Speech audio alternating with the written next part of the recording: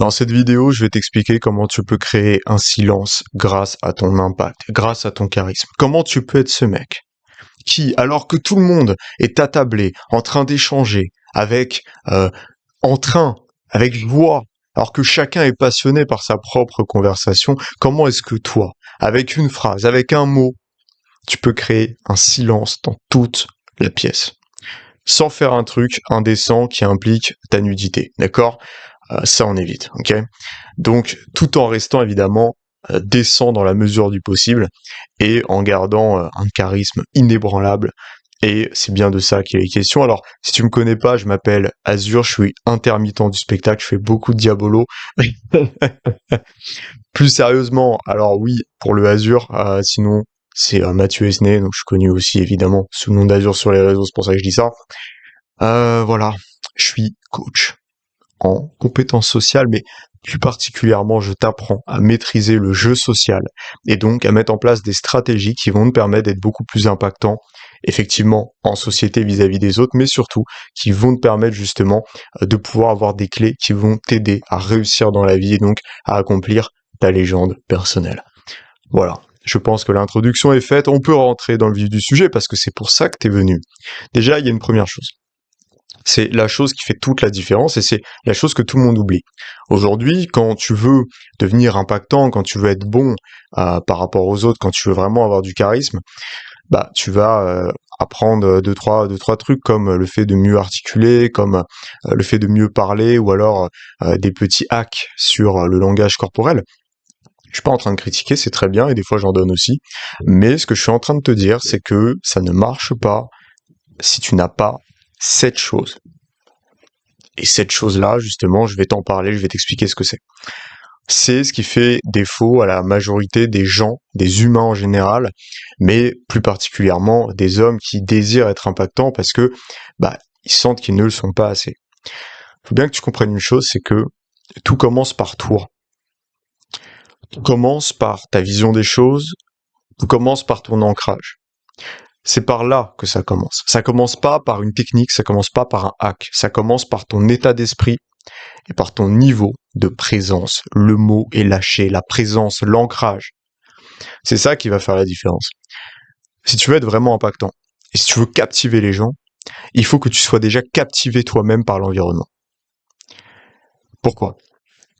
Si jamais t'es bloqué dans ta tête parce que tu réfléchis trop, parce que tu te dis mais faut que je sorte ça à tel moment, faut que je sorte une vanne, là faut que j'ai de l'impact, mais je comprends pas pourquoi les gens ils parlent entre eux, ils me calculent pas, mais je sais pas quoi dire, je sais pas si je vais être drôle, en plus il y a cette jolie fille là-bas, peut-être qu'elle me regarde, machin, bref, tu te poses 40 milliards de questions, et bien du coup tu n'es pas ancré dans le moment présent, donc tout ce que tu pourras tenter ça sera en décalage. C'est comme ça que tu te retrouves dans des moments, en fait tu vas faire une vanne, effectivement tu vas créer un silence, mais ça va être un silence de gêne qui va être absolument atroce, d'accord?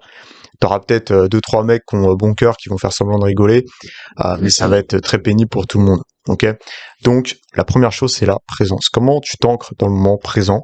Eh bien tout simplement tu sors de ta tête, t'arrêtes de réfléchir à ce que tu dois faire ou dire, et tu fais en sorte d'être captivé par l'instant. Donc tu vas te concentrer sur ton environnement, sur tes sens.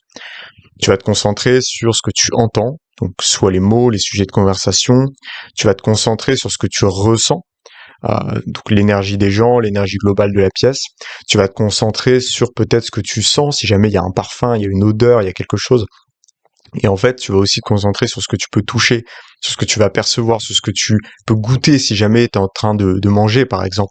Ça, à quoi ça va te servir? Ça va te servir à te recentrer dans le présent.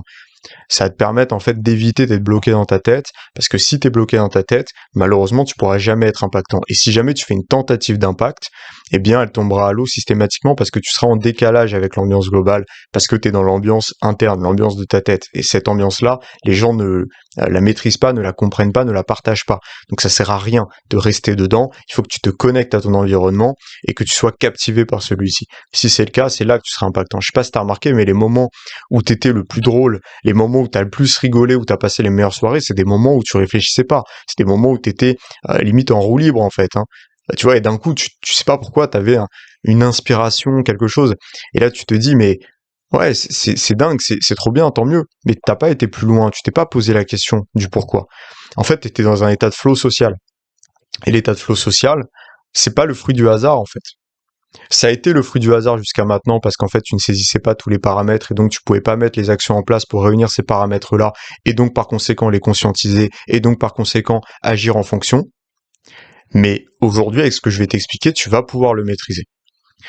Euh, En fait, oui, c'est quelque chose qui survient de manière un peu presque surnaturelle, genre d'un coup, je sais pas, t'as une inspiration de dingue, tu te sens hyper à l'aise, t'as du charisme, les gens ils gravitent autour de toi. En fait, la vérité, c'est que ça se travaille. Moi, aujourd'hui, tous mes élèves, ils l'ont. Ça, ils l'ont. Genre, pour eux, c'est normal, en fait. Pour eux, c'est la base. C'est à partir de là que le jeu, il commence. Le fameux jeu social. C'est à partir de là. C'est l'état de flow social. Comment tu peux avoir cet état de flow social avec une grande présence, avec un grand impact? Parce qu'en fait, c'est la présence qui va te permettre de lâcher prise, de sortir de ta tête, de capter les émotions environnantes et d'en faire quelque chose d'incroyable. Alors évidemment, tu peux avoir un état de flow social et être mauvais socialement. C'est là où les techniques, les compétences sociales, ça rentre en jeu. Ce qu'on veut, c'est pas juste l'aisance sociale. Moi, je t'apprends pas à plus être timide. Je t'apprends effectivement à ne plus être timide, mais je t'apprends surtout à devenir impactant, avec des stratégies, avec des vraies compétences, avec une vraie intelligence sociale. Parce que ne plus être timide, si c'est pour être quelqu'un de gênant, quelqu'un qui met les autres mal à l'aise, ça ne sert à rien. Ce n'est pas du tout l'objectif. L'objectif, au contraire, il est de te rendre impactant, de te rendre puissant socialement. Et donc, effectivement, l'état de flow social va te permettre ça, mais à condition qu'il soit couplé avec des compétences solides, ok? Donc déjà, la première étape, comme je t'ai dit, c'est la présence, c'est d'être ancré dans le moment présent, c'est pas être bloqué dans ta tête, à trop réfléchir, c'est vraiment lâcher prise, te concentrer sur ton environnement, sur ce qui se passe ici et maintenant, non pas ce qui devrait se passer dans le futur et non pas ce qui s'est passé hier, surtout pas, ok? Donc le présent, c'est le plus important. Au-delà de ça c'est bien, d'accord, on se marre. Évidemment, on va rentrer dans quelque chose de plus technique.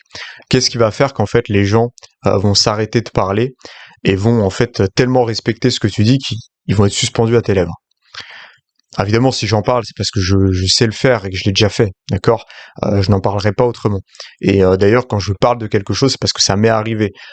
Contrairement à la plupart des coachs qui, au final, juste, le sujet les intéresse, donc ils se sont renseignés vite fait dessus, ils ont lu un livre et ils vont te... Non. Moi, ce que je te dis, c'est les choses que je vis. Et d'ailleurs, la petite anecdote, c'est qu'en fait, à la base, moi, je n'étais pas du tout coach en compétences sociales. Je parlais pas d'aura, je parlais pas d'impact, je parlais pas d'éloquence. C'est les gens qui m'ont poussé à le faire. À la base, moi, j'étais plus dans quelque chose de plus large. Je parlais de motivation, de développement personnel, de ce genre de choses. J'étais pas spécifié, je me suis pas spécifié là-dessus. C'est vraiment des gens qui m'ont poussé à le faire parce que ils trouvaient que j'avais des vraies compétences là-dedans. Donc voilà, c'est de là que ça vient. Donc tout ce que je te dis, c'est de l'empirique, mais c'est aussi par rapport à mes élèves et les résultats que j'ai vus. Donc tu peux prendre ça, alors non pas pour argent comptant, parce que c'est toujours bien d'avoir des doutes, et je t'invite à tout remettre en question et à te faire ton propre avis. Je pense que c'est très important. Mais disons que je t'avance quand même des preuves solides qui font que tu peux avoir confiance en ce que je te dis, même si tu dois quand même te poser la question de est-ce que c'est vrai, est-ce que ça marchera pour moi, etc. Et c'est complètement normal, d'accord? Moi, je suis pas dans un truc sectaire, je suis pas là en mode je suis un gourou, faut que tu suives tout ce que je dis, surtout pas. J'ai pas la vérité absolue, j'ai pas la science infuse, il y a plein de choses que je connais pas, plein de choses que je ne sais pas. Donc renseigne-toi aussi ailleurs. Mais voilà, en tout cas, ce que je peux te dire, c'est que ce que j'affirme et ce que je dis, je le fais vraiment consciemment et j'ai des preuves derrière ça et il y a du vécu derrière, il y a vraiment quelque chose, tu vois. Donc voilà. Mais je le précise parce que c'est important. Je veux pas affirmer les choses sans fondement et je veux que tu comprennes que voilà, ça sort pas de mon chapeau. Surtout que je n'ai pas de chapeau. Voilà.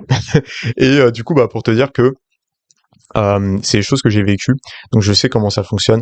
En fait, ce qui va faire que les gens vont s'arrêter, déjà la première chose, ça va être non pas les termes que tu vas employer et les mots que tu vas prononcer, mais la manière dont tu vas le faire. Tu vois, je prends cet exemple-là, par exemple, quand t'es avec ton pote et que tu rigoles, tu le traites d'enfoiré parce que voilà, il t'a fait une vanne ou un truc comme ça, il va pas mal le prendre. Voilà, parce que tu vas rigoler. Donc, enfin, on le sait, quoi, c'est rigolo. C'est ton pote, tu peux l'insulter. Enfin, en rigolant évidemment, mais parce qu'il y a une énergie en fait. C'est l'énergie qui va transmettre le message et non pas le mot. Parce que enfoiré, quand tu le dis à ton pote qui t'a fait une vanne parce que c'est rigolo, c'est une chose, mais enfoiré parce que t'es dans la queue là pour t'es à Leclerc là, t'es dans la queue et il y a quelqu'un qui te double, il va pas être reçu pareil l'enfoiré. Ça va pas être le même en fait. Pourtant c'est le même mot, mais c'est l'énergie qui change. Le contexte effectivement, mais l'énergie. Ok, donc ça c'est hyper important. Euh, c'est pareil en fait quand tu vas interpeller les gens, c'est qu'en fait, il faut que ton énergie soit centrée et dirigée vers ça. Si juste t'interpelles pour interpeller et que t'es pas confiant à 100%, ça va pas marcher. Donc en fait, il faut que ton ton de voix il soit assumé. Moi, j'ai ce truc où quand je dis bonjour à quelqu'un, ou quand je rentre dans une pièce, je dis bonsoir, peu importe, je salue les gens, j'arrive avec de l'impact systématiquement et avec un ton de voix qui va être hyper affirmé. Pas forcément pour être dominant, c'est pas le but. Mais le but, c'est de, voilà, écoutez, je suis là, je suis heureux d'être là. Voilà, j'ai pas de timidité, je suis complètement à l'aise, je brise la glace directement, il y a pas de souci. Et ça marche super bien. Et je sais que en fonction de comment je vais me présenter et dire bonjour au premier abord, ça influencera la suite des événements. Forcément, parce que c'est la première impression qui compte le plus souvent. C'est pas la plus véridique nécessairement, mais en tout cas c'est celle qui compte aux yeux des gens. Surtout quand ils vous connaissent pas beaucoup. Donc ça c'est hyper important. Donc en fait quand tu vas interpeller et que tu vas émettre ton point de vue, pendant un débat, pendant une discussion entre potes, une anecdote, peu importe, faut que tu le fasses de manière assurée. Ça veut pas dire parler vite et parler fort nécessairement. Ça veut dire avoir une voix claire, bien articulée, être hyper confiant de ce qu'on dit et totalement saisir et mesurer le poids de nos mots et de ce qu'on prononce. Ça veut dire quoi? Ça veut dire qu'en fait, si jamais tu es parti pour interpeller les gens, faut en avoir conscience. Faut pas être en mode ah oui, je veux interpeller les gens mais le faire à moitié et c'est pas grave si on m'entend pas. Non, bah non, parce que si on s'est raté, c'est terrible. C'est très gênant après. Donc non, faut y aller à fond quoi. C'est le fameux go hard or go home. Tu vois, c'est vas-y fort ou rentre chez toi en fait. Mais c'est ça. Les compétences sociales, c'est aussi ça. C'est-à-dire qu'en fait, sois pas tiède, sois pas tiède. Sois froid, sois chaud, mais ne sois jamais tiède. Vraiment, ça c'est une règle. Tu peux être froid comme chaud, dans les deux cas, ça peut fonctionner, mais ne sois jamais tiède. La tiédeur, c'est à éviter absolument, d'accord? Faut que tu sois hyper affirmé et faut que tu assumes ce que tu as à dire en fait. C'est hyper important. Faut que tu assumes ce que tu as à dire. Tu vois. Donc déjà, sois affirmé dans ton langage corporel, ne sois pas prostré, ne sois pas renfermé sur toi-même, n'aie pas les épaules tombantes vers l'avant, ne masque pas ta ligne de cœur. Donc la ligne de cœur, qu'est-ce que c'est? C'est en fait la zone du cœur et il y a si tu veux, il y a une ligne imaginaire entre guillemets entre les gens et toi. Et la zone du cœur.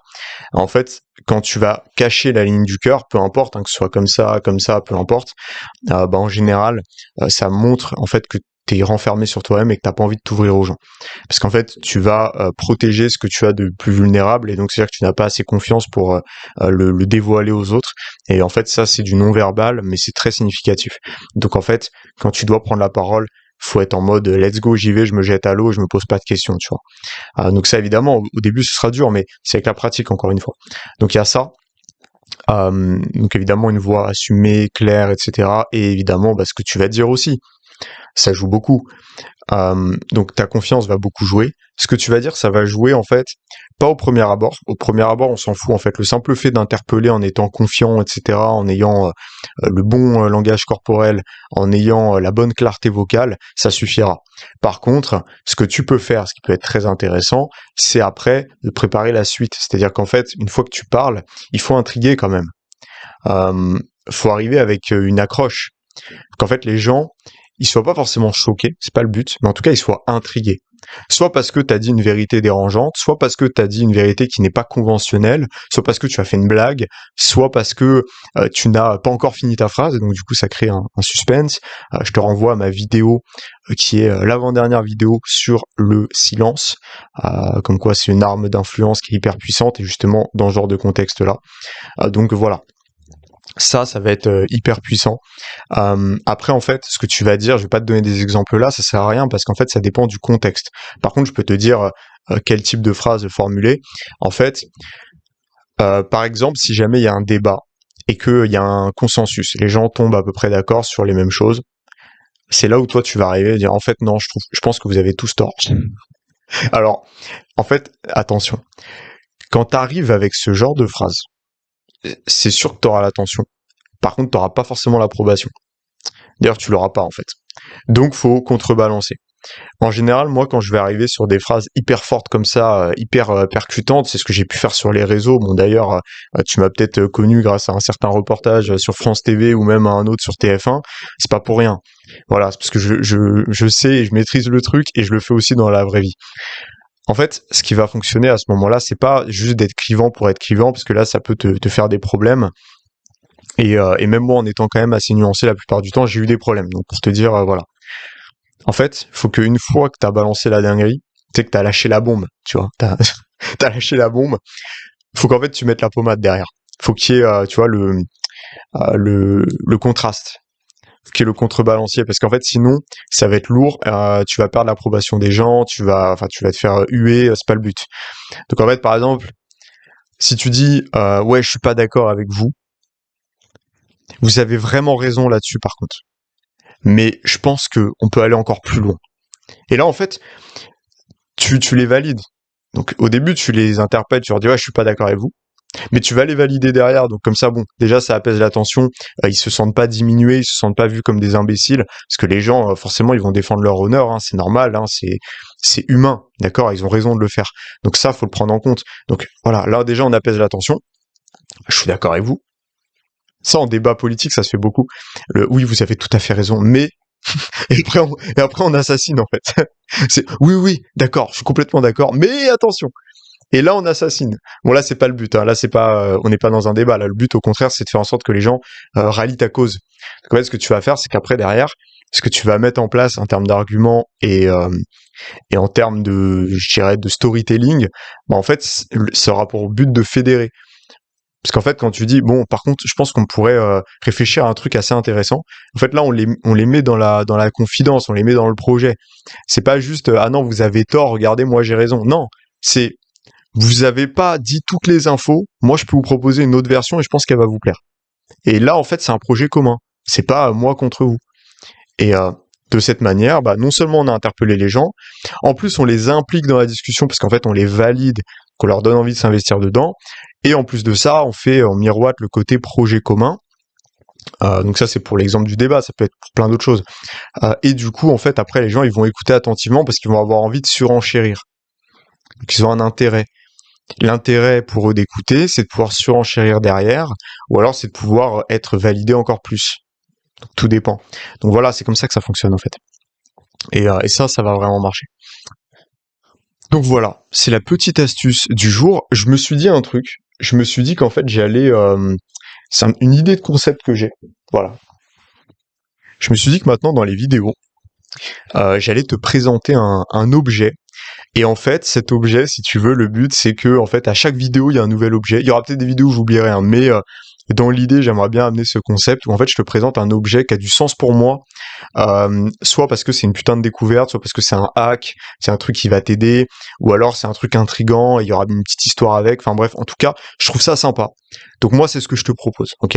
Donc là, j'ai un petit objet là qu'on m'a offert hier, enfin voilà, je sais pas si on peut parler d'objet, mais en tout cas, ça va te plaire, et j'en profite pour te placer ça, avant qu'on passe sur autre chose. Si tu veux réserver ton appel stratégique offert avec moi, et que tu veux qu'on échange par rapport à ta situation, et que je te donne ma stratégie pour devenir celui qu'on ne pourra plus jamais ignorer, et donc augmenter tes compétences sociales, avoir un impact redoutable et ainsi avoir les clés pour écrire ta légende personnelle, bah écoute, tu cliques sur le lien juste en dessous, tu réserves ton appel offert, c'est un appel découverte, d'accord? Tu peux cacher ta carte bancaire, il n'y a pas de souci. Le but c'est juste qu'on échange toi et moi, qu'on voit ce qui peut être pertinent, que je vois comment je peux t'aider, comment je peux te donner mes meilleurs conseils, etc. Donc voilà, si jamais tu veux réserver l'appel, ça se passe juste en dessous.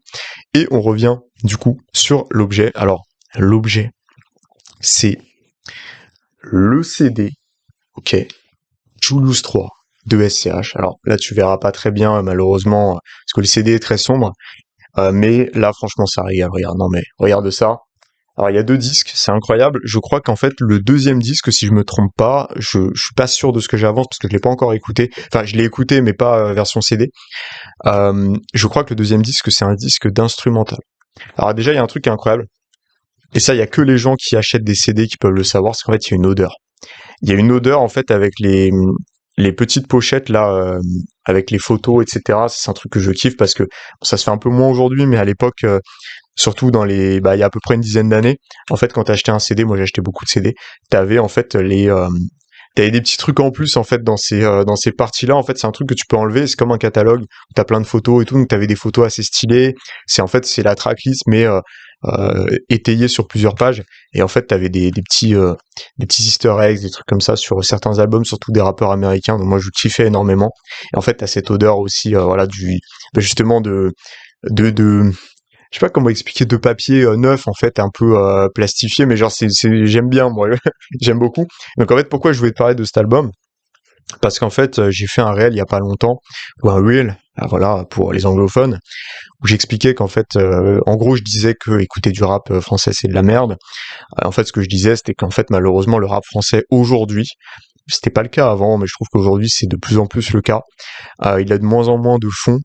Il a une belle forme en général, hein. C'est vrai que c'est quand même des sons qui sont assez entraînants. Des fois, musicalement, c'est hyper intéressant et tout. Même sur des artistes un peu mainstream, tu peux avoir des instruments intéressants. Mais je trouve que ça manque de fond. Et c'est pas une musique en termes de paroles, du moins, qui va t'élever. Et ça, je trouve ça dommage. Et en fait, j'expliquais que justement, SCH, il sort vraiment du lot. Et moi, c'est un artiste que j'écoute depuis des années. En fait, je l'écoute vraiment depuis ses débuts. Je l'ai découvert, si je dis pas de bêtises, je crois que je l'ai découvert avec Solid à l'époque.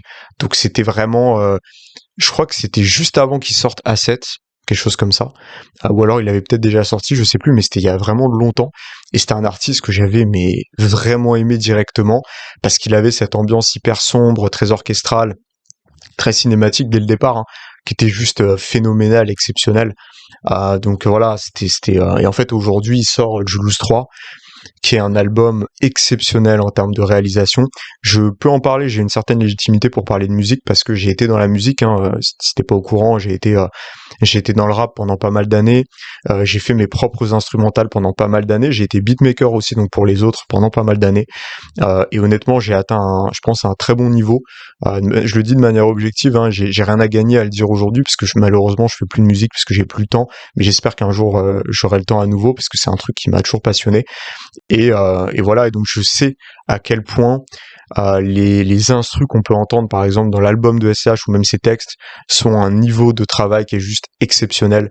Et ça m'a fait tellement plaisir d'écouter cet album, et même là, le préquel Giulio euh, qui euh, qui est aussi incroyable, alors qui est pas du tout sur le même, on n'est pas du tout dans la même énergie, mais c'est une énergie que j'aime aussi en fait. C'est les deux énergies d'SCH que j'aime le plus, le côté hyper énervé qu'on va avoir dans le Giulio qui est très agressif, avec des instrus qui sont juste folles, qui percutent en fait, et le côté très mélancolique et cinématique et instrumental de Julius 3 qui est exceptionnel. Et cet album vraiment c'est plus je l'écoute et plus je prends une claque. La première fois que je l'ai écouté, j'ai eu du mal à l'assimiler parce qu'il y avait beaucoup de choses, donc j'ai pas pris une claque directement, à part sur certains sons qui sont vraiment, enfin direct, la première fois que tu les écoutes, tu pètes un plomb, comme par exemple 2 heures avec Damso, comme par exemple Quartier Nord qui est fou, mais après t'as des sons en fait que tu vas réécouter plusieurs fois et là tu vas te dire, mais par exemple Anamnèse, où là c'est du génie.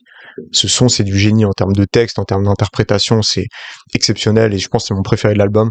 Et donc en vrai, voilà, je voulais te parler de ça parce qu'en fait, je trouve que la musique d'SCH, même si c'est du rap français, même si le rap français a pas mal de soucis en termes de fond aujourd'hui, je trouve que SCH, il échappe à cette règle justement, et je trouve qu'il amène quelque chose de beaucoup plus recherché. Alors oui, on reste quand même sur des thèmes assez mafieux, etc. Mais en fait, on est sur des thèmes d'élévation, quoi. On n'est pas sur des thèmes d'autodestruction, de prendre de la drogue, de machin. Alors il le faisait un peu au début, à ses débuts, mais c'était pourquoi pas. On passe tous par là à un moment. Même moi dans mes sons à l'époque, j'en parlais. Mais là aujourd'hui, il y a ce truc, il y a pas ce truc d'autodestruction qu'on va avoir dans les autres sons. Il y a pas des paroles débiles. C'est hyper recherché. Il y a du fond. Il y a vraiment des phrases où tu te poses, tu réfléchis quoi, pour de vrai. Et ça, c'est un truc qui manquait. Et c'est pour ça que franchement, je sais que ça a pas vraiment de lien avec ce que je viens de te dire avant, mais je pense qu'en fait, indirectement, c'est un lien dans le sens où la musique que t'écoutes et ce que tu vas mettre dans tes oreilles, ce que tu vas consommer au quotidien, que ce soit justement de la musique ou des podcasts ou peu importe, ça va influencer ta manière d'être. Quand t'écoutes un album de SCH, tu vas pas avoir envie de te comporter de la même manière que si t'écoutes un album de, je sais pas moi, Kobalade. On n'est pas du tout sur le même niveau artistique, on n'est pas du tout sur la même image et sur les mêmes choses véhiculées. Moi, ce que j'aime beaucoup dans l'album d'SCH, c'est qu'en fait, on retrouve un peu la morale et la puissance qu'on avait dans les films de l'époque, les films des années 90, des films qui m'ont traumatisé. Alors oui, on peut parler de Scarface, mais Scarface c'est un peu un cliché, et pour moi c'est loin d'être le meilleur film, mais on peut parler de films comme Hit ou ce genre de films, ou même les Tarantino, où en fait t'as des films qui sont complètement dingues, avec des interprétations qui sont dingues, avec des morales qui sont dingues, même si des fois c'est un peu cliché et tout, mais en fait il y a cette classe, il y a ce style, quoi. Il y a ce style, et c'est des putains de films où en fait tu prends une baffe dans la gueule, et oui, t'as ce truc en mode ouais, je vais ressortir du cinéma, tu dis je vais être un mafieux, mais c'est pas je vais être un voyou. C'est pas pareil. Il y a une esthétique en fait derrière. Et c'est ce qu'on va retrouver dans l'album de SCH et sa musique en général et son personnage aussi, que je trouve génial, qu'on n'a pas dans les autres rappeurs. Les autres rappeurs, c'est quoi? Je pense, je sais pas, à Kobalade par exemple. C'est, je suis en bas de la cité, je fume du shit, je vends de la bœuf. Enfin, c'est de la merde. Qu'est-ce que c'est de la merde? Ça inspire pas. Alors malheureusement, si, il y en a qui sont inspirés par ça, donc c'est des gogoles. Écoute, ça arrive, mais dans l'absolu, moi je trouve que c'est pas édifiant en fait. C'est pas édifiant. Même si SCH, oui, il parle de la mafia, il parle de tout ça, ça tourne beaucoup autour de ces sujets-là. Il y a quand même un côté plus édifiant, il y a quand même ce côté honneur, ce côté loyauté, il y a ces valeurs-là. Un moment, il dit une phrase, je me rappelle plus exactement, je crois que c'est dans Anamnèse, justement, où il dit, euh, en gros, quelque chose du genre, va monter sur un Brinks au lieu d'arracher le sac de la vieille. Voilà, mais c'est tout en fait, c'est tout. Kobalade ne dira jamais ça. Parce que lui, en fait, le sac de la vieille, il l'a déjà arraché, c'est sûr. Voilà. Et c'est ça la différence. Et aussi, dans les sons de SCH, bah, tu retrouves un français qui est beau. T'as des mots qui sont hyper poétiques, t'as des... Putain, le son Lumière Blanche, tu lis juste le texte, t'enlèves tout le côté rap, même si en fait, au final, t'as une interprétation qui est incroyable. Je suis désolé, tu regardes les textes, mais c'est fou. C'est fou, c'est de la poésie moderne, et c'est juste magnifique. Donc voilà, moi je pars du principe où si tu veux t'élever, faut choisir aussi ce que tu mets dans tes oreilles, ce que tu écoutes, ce que tu consommes, et donc ça passe par arrêter d'écouter des musiques où il y a des paroles de merde qui dénigrent les femmes, ou qui prônent la drogue, ou qui prônent le fait de vendre, le fait de voilà, en fait d'être dans une voyoucratie dégueulasse en fait, et de pas s'élever. Voilà. Je suis pas, je pense qu'en fait ça te marque quelque part, et ça te tire vers le bas d'écouter ça. Donc quitte à écouter des choses, bah écoute de la musique peut-être orchestrale, instrumentale, cinématique. Écoute des sons de l'époque, la belle musique française de l'époque, les classiques français de l'époque qui sont exceptionnels. Écoute du Brassens, écoute voilà, écoute Balavoine, écoute tous ces chanteurs incroyables. Écoute SCH, oui, bien sûr. Écoute de la musique orchestrale, écoute Hans Zimmer, écoute Tony Anderson, écoute Secession Studios, écoute ces artistes-là qui sont exceptionnels, et écoute de la funk en fait. Écoute de la funk. Écoute la funk des années 70, des années 80, écoute un peu les sons disco aussi des années 80 qui sont incroyables. Voilà, c'est ça en fait qu'il faut écouter. Pour moi, c'est des belles musiques, parce qu'en fait, à cette époque-là, la musique était pure. La musique, elle était pure. Même si ça pouvait faire référence au sexe ou à ce genre de choses, c'était jamais vulgaire. C'était jamais vulgaire. Aujourd'hui, c'est pas pareil, hein. Aujourd'hui, il y a de la vulgarité, ça nourrit mal ton âme, en fait. Donc, je pense que c'est important. Donc voilà, je voulais vraiment mettre en avant cet album parce que je le trouve magnifique. Et en plus, quand tu l'écoutes de A à Z, t'as une continuité qui est exceptionnelle en termes de transition. Enfin, c'est d'une fluidité incroyable. Les solos de guitare sont exceptionnels. Les saxophones, il y a du saxophone dans deux sons, un où c'est hyper subtil et un autre où t'en as plus. Je crois que le saxophone, justement, il est dans 2000, il me semble. Enfin, voilà, il y a des sons qui sont exceptionnels. Tous les sons sont incroyables. D'hier à aujourd'hui, je crois que c'est celui que j'ai le moins aimé, mais il reste incroyable en fait. Il reste incroyable. C'est-à-dire que après tout vrai, enfin c'est du sans faute en fait. C'est fou. Donc écoute-le vraiment. Voilà, c'est ma petite recommandation. J'espère que ça t'aura plu. J'espère que cette vidéo t'aura plu. Donc n'hésite pas à me donner ton avis en commentaire, que ce soit sur SCH et son album.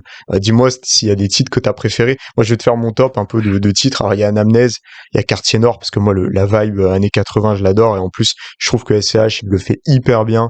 À l'époque, il avait fait Ciel Rouge. Il y a eu putain Lilou Dallas. Oh là là, le son de fou furieux. En plus, Lou Dallas, pour la petite anecdote, moi quand j'ai écouté cet album Autobahn, qui est un album incroyable, qui a été sous-coté, mais qui est juste exceptionnel en vérité, quand j'écoutais Lou Dallas, enfin j'étais à Monaco, j'étais dans ma voiture, dans les virages de la Turbie, enfin c'était fou quoi, il y avait un vrai délire, hein. Le son, je l'ai kiffé. Et c'est ça aussi qui est bien avec la musique, c'est que tu peux l'associer à des moments de vie qui te touchent. Moi je sais que le son Autobahn, enfin l'album Autobahn, pardon, et même le son d'ailleurs, c'est un album qui m'a marqué parce que c'était associé à des moments de vie particuliers et assez forts. Donc ouais, c'est exceptionnel.